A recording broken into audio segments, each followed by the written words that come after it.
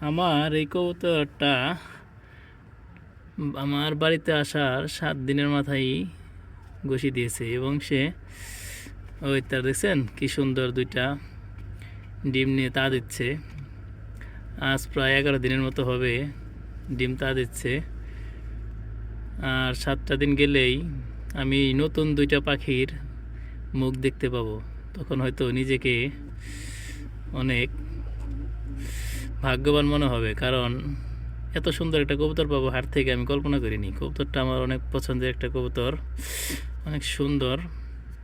এটা হচ্ছে মাদি কবুতর গোল্লা, অনেক সুন্দর। এই হচ্ছে নটটা, দেখেন ভাই নটটা ও ও দারুণ।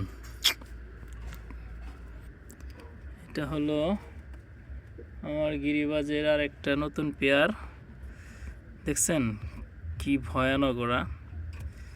ডান পাশেরটা মাদি সিলভার কালারটা, বাম পাশেরটা হচ্ছে নর। ও এরকম করতেছে কেন? মশার জন্য নাকি? মশা ঢোকে নাকি নাকের ভিতরে তোমাদের? অতি দুঃখের কারণ হচ্ছে এটা আসার পরই ডিম দিয়েছিল, কিন্তু আমার ছেলে এটা ডিম দুটো খুঁচিয়ে ভেঙে ফেলেছে। তখন আমি ভিডিও করিনি, দুঃখের ব্যাপার। কারণ হচ্ছে দুঃখের জিনিস আমি মানুষের সাথে শেয়ার করতে চাইনি। ওর ডিমটা 27টা দিন দেওয়ার পরে আমার ছেলেটাকে খুঁচিয়ে ভেঙে ফেলেছে।